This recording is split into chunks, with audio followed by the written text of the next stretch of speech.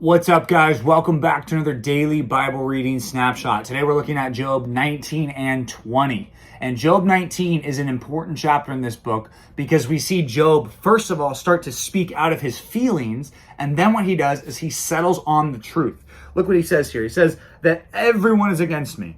First of all, and most importantly, he says God is against me. Which, is that true?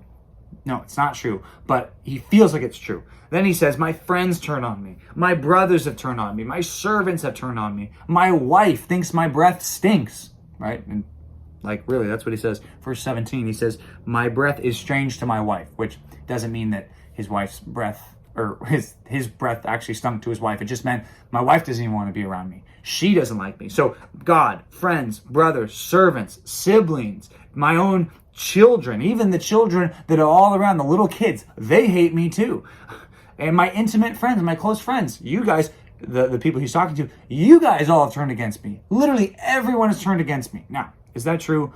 Maybe it was, maybe it wasn't. Definitely God hadn't turned against him. I don't know if kids really didn't like him, but he's definitely speaking out of his emotions and his feelings right here. Then look what he says in verse 25. He says, after all of that, I know that my Redeemer lives. I know he lives. And at the last, he will stand upon the earth.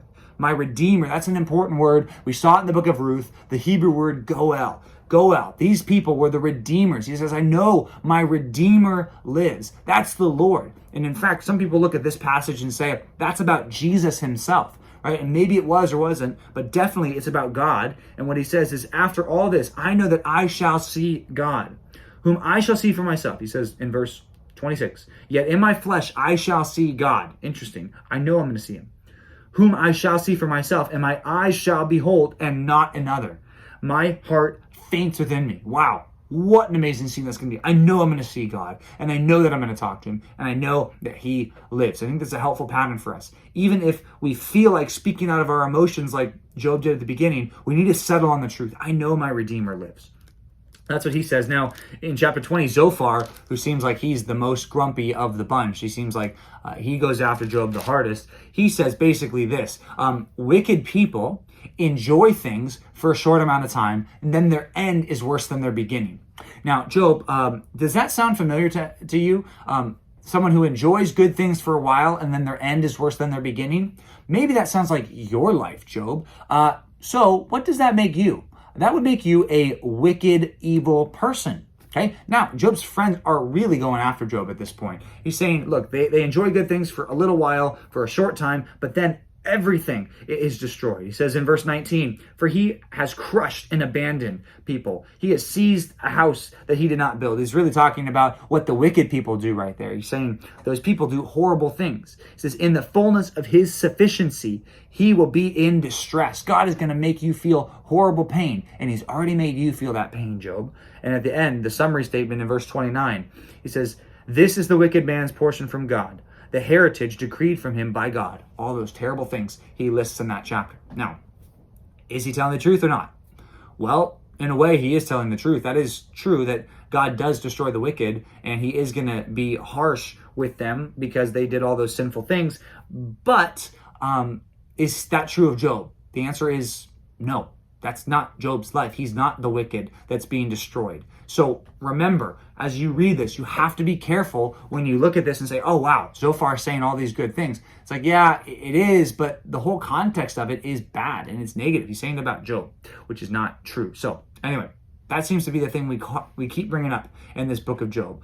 Sometimes these friends of Job are saying true things, but applying them wrongly. We need to be careful, too, as we think about the truth of God's word, that we're not just saying true things and applying them wrongly. The application is very important if we're doing it right or wrong. So anyway, all right.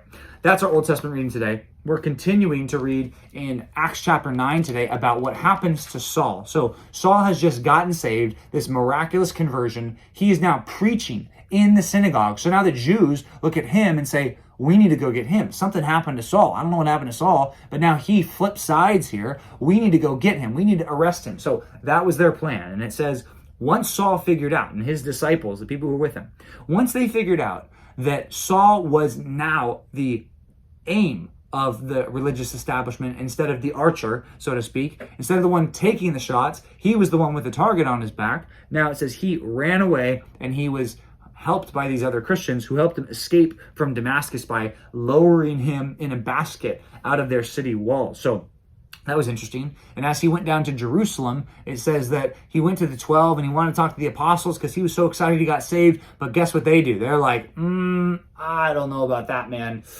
I don't think we can hang out. I don't really believe you. Which again, that's probably what you would do too. That's the cautious, wise, so to speak, thing to do, is to say, I don't know about this. This guy was just threatening us. This could be this big plot against the church. We're not going to embrace him. But Barnabas, in faith, steps out from all the apostles and says, look, no, we're going to welcome him. I'm going to welcome him. And he does. And he welcomes Saul. And he's really Saul's first friend in Jerusalem. He's got friends in Damascus, but now this is his first Christian friend in Jerusalem, Barnabas and Paul. Again, still called Saul at this point. Now, it says that they went down after this.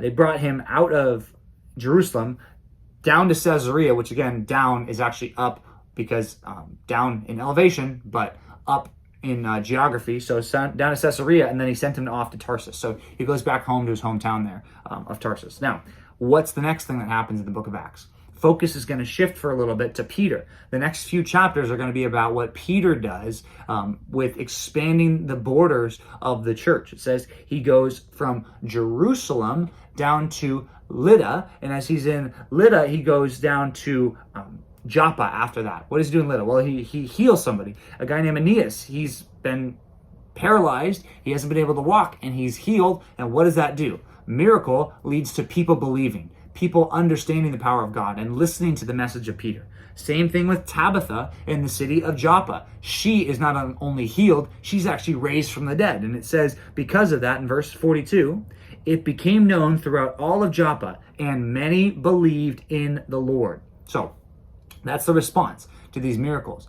God does something amazing. People believe in his messengers. People believe the message. So as we look at this chapter, I think it's super important to see we want to be like Barnabas. We want to be people who are welcoming, especially these new people, into the church. Because I just want you to think this is a massive deal, especially to these people. Definitely, what would have happened? Think about this. What would have happened if Saul was not embraced by anyone in the Jerusalem church?